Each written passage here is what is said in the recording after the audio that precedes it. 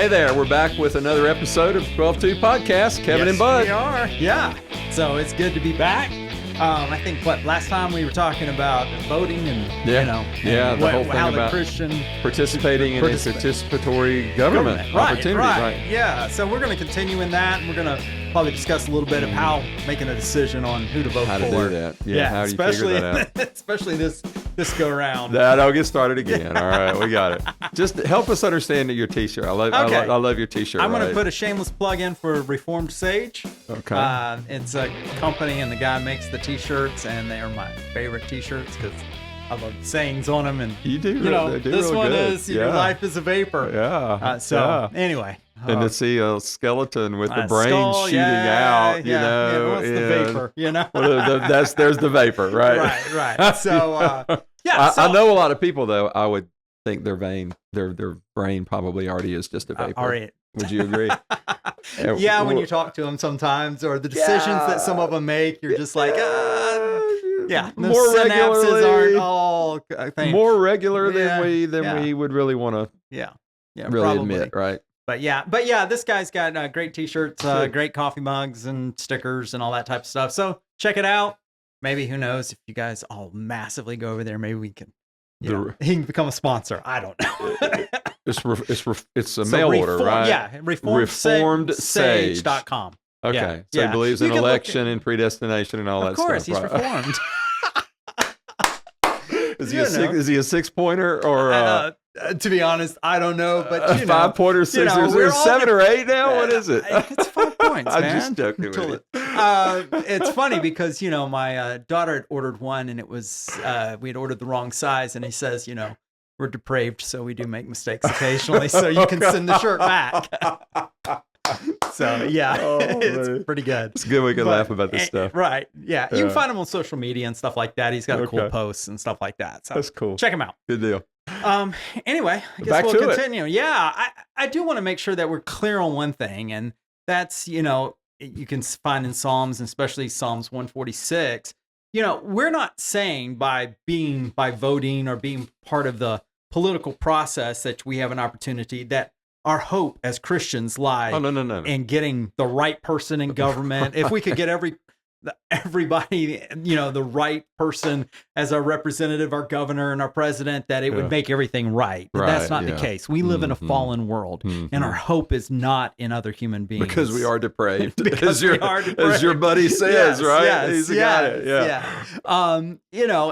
And that Psalm 146, it says, don't put your trust in princes, because they're just men. Right. And when they breathe their last breath, their dreams go with them. And that is so true. I mean, that's just so true. And it then goes on to say, put your trust in God, who is the creator of everything. So, and Psalm 20, verse, is it 7, I think? We don't trust in chariots and horses, which is the equivalency of military force, pipe. Yeah. Right. Yeah. But we trust in the Lord our God. Yeah. So we just want to make that clear, that we're not saying that, hey, if, Christians vote the right way, and if we get the right people, that somehow, we'll create this Christian utopia here on earth. No, we're not saying that at all. Again, our hope lies in God. Right. And the fact that he sent his son to die on a cross for us sinners, so that we can be reconciled to him. And again, we just remind ourselves, as Bible believing Christians, we are sojourners and strangers here on earth. But God has providentially placed us here in this country at this time for whatever purpose he may have. Yeah. And as a result, we've got to participate. Correct. Because we have an opportunity. It's a stewardship principle. There you go. Talk about, connect the stewardship to it, right? I mean, God has has placed each of us in a certain time, in a certain place to I believe, do what he has called us to do. And, if we are part of a government or a part of a country that allows us to participate in the government, then we should take advantage of that as much as he calls us to take advantage of that. Not everybody's called to go run for office, but we all can exert influence on who our elected officials are by the process of, voting. And your point flies in the face of that school of thought that we mentioned last time we were here, which is kind of, we should be in the world, but not of the world, and all that, right. you know, and that they choose not to vote or participate because that puts them in the world. That there's those two thoughts are totally incongruent. Correct. With each other. Because because God has placed us in the world and we have to act in the world. I mean, we do commerce in the world. Right. Yeah. I mean, they're not pulling out of commerce. They're not going to cut off their debit cards and credit cards and everything. I mean, most of us don't take the Amish approach, which, I mean, is that to the extreme, you know, where I'm going to, not have electricity and, whatever. But they build a whole society around that, right? They don't live in, in their larger, broader context in which they live. Right. But it's very interesting in the fact that they do rely on the culture as a large, the culture around them to get them transportation and stuff like that. I mean, there was a group that lived just north of us in Caswell County, and they ended up moving because the culture around them, or the Yanceyville was too small to support them. Yep. So I know. They moved on. Yeah. My wife's the Cavswellite, so we know all about that. Yeah. Right.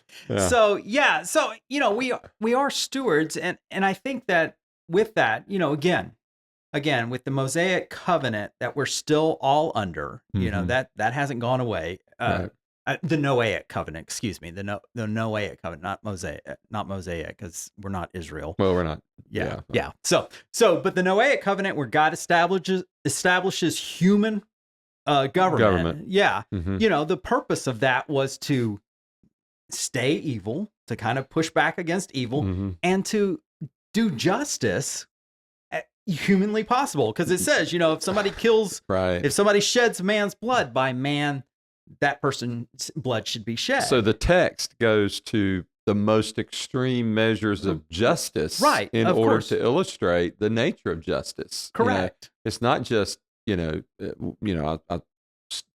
dropped a nickel and I picked it up and put it in my pocket. Right. It's not that. It goes directly to the point of the taking of the most precious thing that God created, human life. Correct. Human life. And so that's one of the that's the primary purpose of government, is to, allow us to be able to live life here on earth, and have some semblance of justice, because if there is no organization, if there is no way for safety, if there is no justice, it's very, very hard to build a life. Yeah. I've been in, El Salvador before the current president became president, when the gangs were running everywhere, and you could see that it was very hard for average people to build a life. He has since come in and basically built this massive prison and arrested all the gang members and put it in there. I mean, it's like 30,000 gang members in there, and the safety and the economic development that has occurred since then is just tremendous. And that's one of those things. That's a good example of what government can do. So stewardship, we're part of this government. We have the ability to participate in it. So we should, as much as possible, as much as we're called, try to push for justice for the sake of our children, for the sake of our neighbors, for the sake of our community, for the sake of the gospel. Just think about that. Because we have freedom of speech, we have an opportunity to present the gospel in the public square, and we should not shy away from that, nor should we just allow that freedom to go away without putting up any type of resistance. So you're right about justice, okay? And I think what we've done in the woke world in which we live today, is we have taken the term justice, and I think we have applied it more when it relates to what we think of as social justice, which is not a bad thing, obviously. But a lot of times I think when we're looking at social justice now, it's almost like that precludes what we would think of as maybe traditionally as more criminal justice. In other words, because we're seeing a lot of the same folks who would say social justice, social justice, social justice. We see a lot of those folks getting really soft when it comes to the issue of crime. We've seen the decriminalization of so much in terms of drugs and that kind of thing, right? Right. And we've seen just the whole assault on the police, right? No bail laws and stuff like that. A lot of those same folks, the whole even justice itself has the shifting in the meaning has subtly brought about, I think, a real dichotomy of of conflict, right, between people on that. And I think that, you talk about, especially like no bail and stuff like that, and some of this liberalization or progressivation exactly of the criminal justice system of saying, because a person commits a crime and gets arrested, we should just turn them back out until their court date without any type of bail or anything like that. Any type of prevention. Right. We've seen the disaster and the miscarriage of justice because that victim gets no justice. And then the next victim who, if the person was incarcerated, the next victim, it would have been avoided. And I think as believers, again, we have a stewardship and we have an obligation to, as at best we can, because a lot of that's on a local level, that's DAs and stuff, to either make our voice heard, either by making our voice heard by speaking in the public square, or through the ballot box, which enables us to change some of these things. Right. So again, I would go back to a stewardship principle of the fact that, as believers, we should be as much as possible in the public square, for justice and speaking the gospel. I'll just share an interesting stat. I went back and looked it up to make sure I was right. But in evangelical churches, 20% of the membership, the adult membership, is not even registered to vote. Whoa. And in the last two elections, it's estimated somewhere between 30 and 40% of those in the church didn't even bother voting. Really? 30 to 40%. 30 to 40%. Now, is that in the church abroad, or is that not abroad, but the church at large in America, or is that the evangelical church? That is the evangelical church. The evangelical church. The evangelical church, somewhere between 30 and 40%, they estimate, did not even bother to go vote. So I know we've got probably we may even differ in our definitions and of what evangelical means, right? That was probably a broader, what you would consider, a conservative, church. Well, that's kind of what I think of when I think of evangelical church, right? Yeah. More of a conservative focus, back to biblical principles. Correct. Right? I mean, not all of them are great, but yeah. 30 to 40%. 30 to 40%. So say this a different way. 30 to 40% of churchgoers in America who would consider themselves to be adherents of conservative, more traditional, back to the Bible principles, did not even vote. Didn't bother to go vote. Yeah. Just telling you, I went back and looked at the thing. Oh my God. And yeah. Is that how can y'all do that, people? Come on. So what do we expect? We get what we vote for. We get what we vote for. We get what we vote for. And part of me understands some of the, if you don't vote, then you cannot be held accountable for the results of the vote. Right. Right. And I think also a lot of it is, if you say, hey, I didn't vote, then that also cuts off a lot of conversations that might be uncomfortable. But I would contend that, you're missing an opportunity. If you say, I'm not going to be part of the political process, I'm not going to vote, I'm not going to get involved in that, you miss an opportunity to share the gospel. Right. Because if somebody says, hey, who'd you vote for? And you give them the answer. And I will say that for the most part, probably they were uncomfortable. Some people are uncomfortable with, the bombastic Trump type thing and didn't want to catch heat at work or, with friends or family or whatever. So it's easier just not to vote because then, hey, I don't have to answer for that. I can just say I didn't vote and then nobody can get mad at me. But when you say, yeah, I voted for fill in the blank, and they go, well, why'd you do that? Isn't it a beautiful opportunity to say, hey, look, this is how I come to my conclusion of voting. Right. Whatever, you can pick your issue, in this case, life. Life is very important to me because I believe that we are all created in the image of God. And therefore I'm going to support the candidate who most likely will adhere to pro-life values because we are created in the image of God. And that right there opens the door to a conversation about God. We've just now left the whole, political scene and we've moved into God, the God scene. And you've taken and you've used the man, right? The candidate to leverage that, to jump into that, and so you move away from that secular humanist type of focus into the biblical Christianity, the theocratic type of value, right? That God brings in that. It's funny when you say that about the voting and the fact that so many in the evangelical church have done that.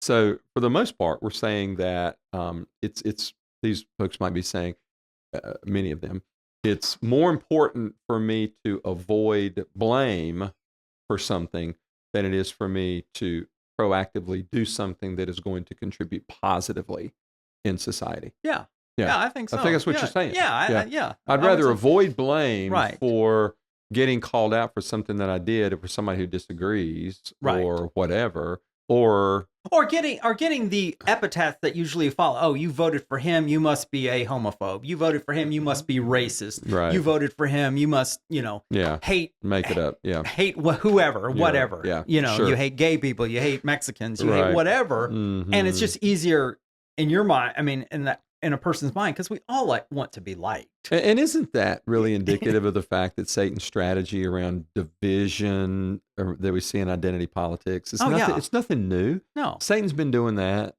ever since we can remember, right? Yeah. Dividing people around ethnicities, and this is one of the reasons why some of the most heartbreaking passages, I think, in the Old Testament are when God had to punish Israel, Judah, for intermarriage with other tribes, not because of their ethnicity, but because of their religious practices. Right, because they would because it always went the same pattern.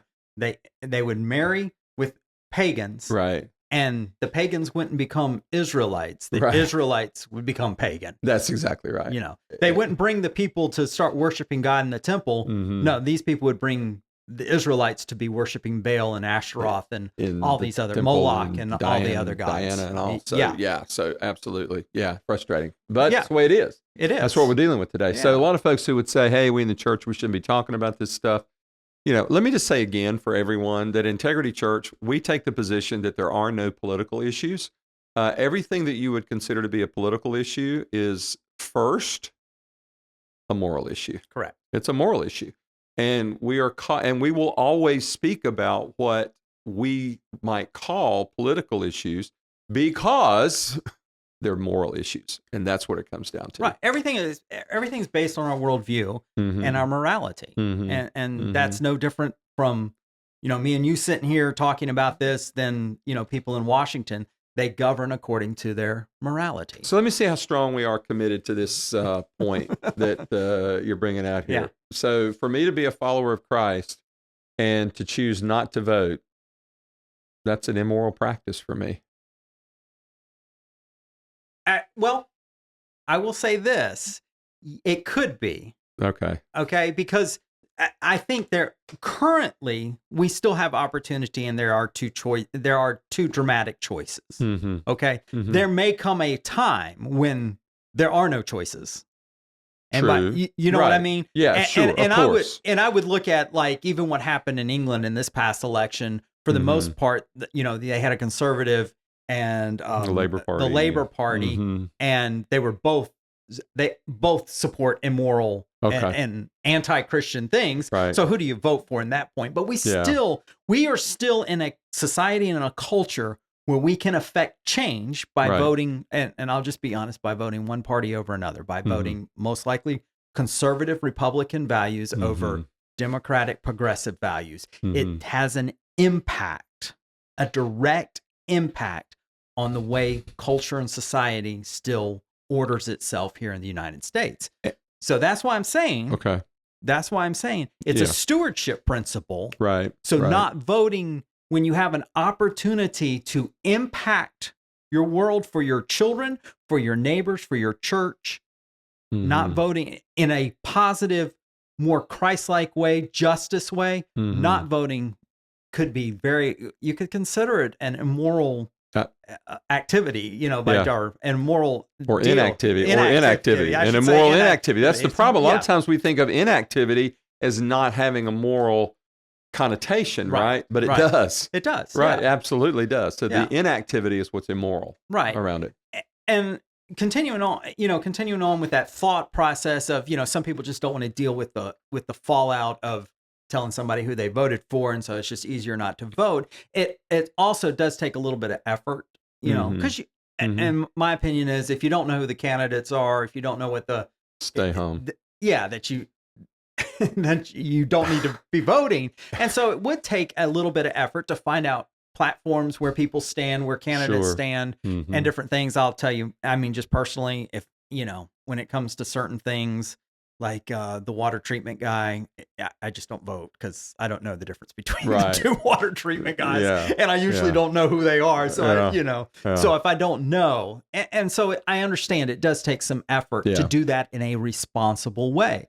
And so we have two things. We either have, I just don't want to deal with the fallout, or I just don't want to make the effort. And I think as believers, as mature Bible believers, those aren't two excuses we should be using. But didn't Jesus kind of divide? I mean, with a lot of what he said, of course. And so therefore, how can we sign up for anything less? I mean, how can we sign up for anything that would be totally innocuous in terms of? I don't know, but I mean, if you look at what you can even think of high profile pastors as of late, they seem to have been, they want to be more winsome than controversial, and they don't want to call out sin. They don't want to call their people to righteousness.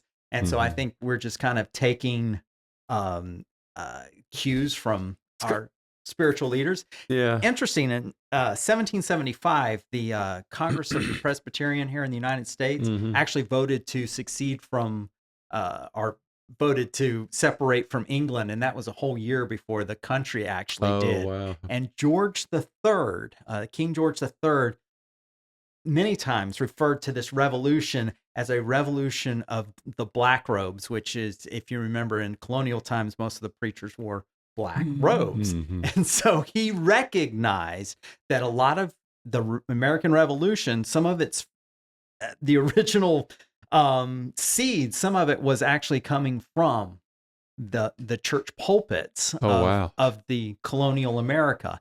And I kind of say that pastors are kind of the conscience of the country. Yeah. And if they're not, you know how your conscience kind of taps on your shoulder when you're doing something wrong. If those in the pulpit aren't tapping on our shoulder, a lot of times we'll just kind of follow along and be quiet about it. Well, it's a good point historically, because haven't we, down through history in America, it's been kind of like, medicine, the law, and clergy, right? Those are the three kind of, big. I mean, all the most of the Ivy League schools were founded to train clergy. Yeah, absolutely. Yeah, look at them now. So training some bad people now. It just goes to show you, doesn't it? I mean, and we're not trying to be gloom and doom and everything. We're realists. We believe that all of this has the potential of turning our nation back to Christ, and we do believe Romans 12:2, right? Right. Be not conformed, but be transformed by the renewing of your mind. Yeah, and that's where it is you're thinking. I do believe it's just a stewardship principle. Now, how do you walk that out, especially with today and the two choices that we have? I think you have to look at the broader.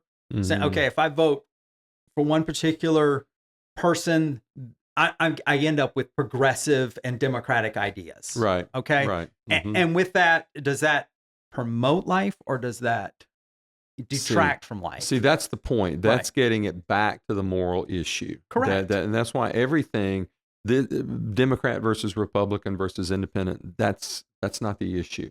It is the biblical principle. What position, what platform most furthers the cause of Christ and biblical principles and justice as a whole. And justice. Yeah. So, and we know that if we go Democrat, that that right now, that party, there's not an abortion they would stop. Right, basically, yeah. No, and they keep expanding, the abortion.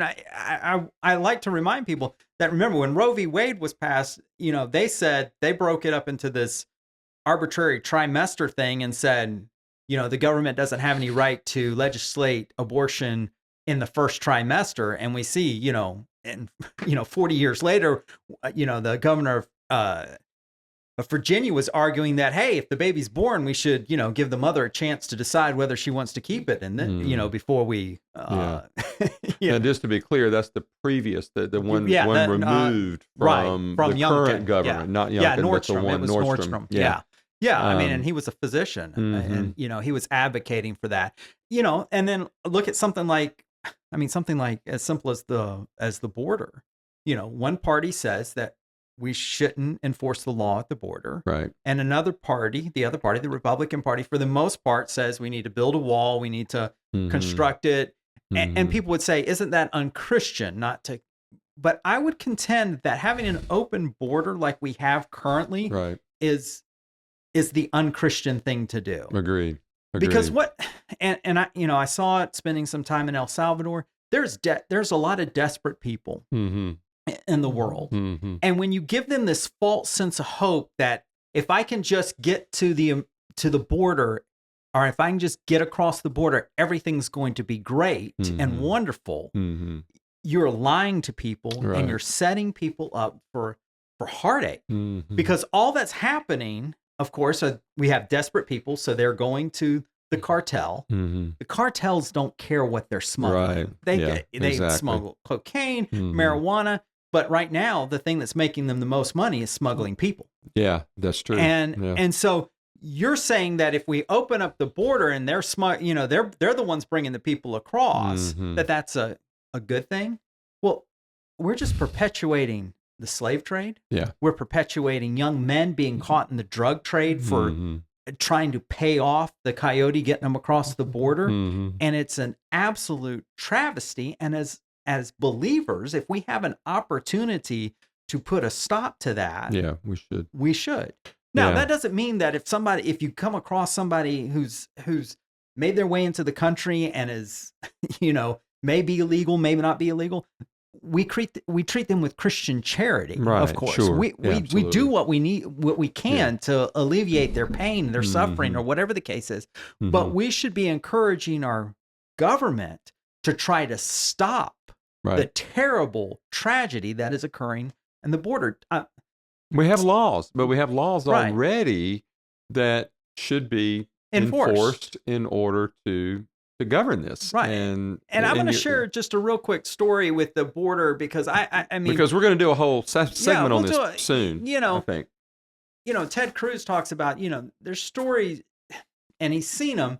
When they bring young ladies across the border, they are many times sexually assaulting them. And as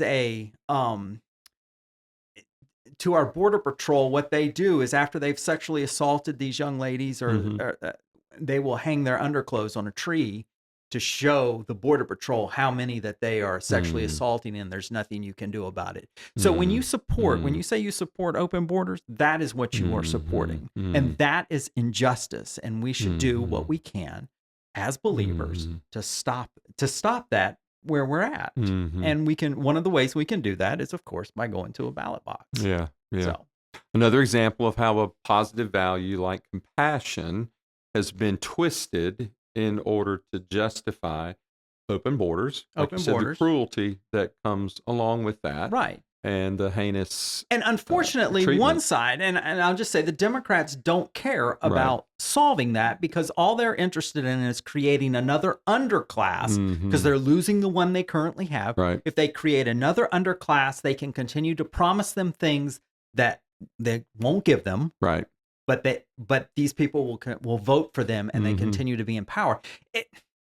It's a cycle, and it's how power corrupts politically, corrupts, and absolute power corrupts absolutely, because we are fallen human beings in need, ultimately, of a savior. And I would say, Kevin, that if 30 to 40% of evangelicals are not voting, they do not understand that cycle that you just articulated so well. The creation of another underclass in order to create a voting bloc that is going to keep a particular party in power, and unfortunately the one who is trying to drag us further and further from biblical values. And we got to go.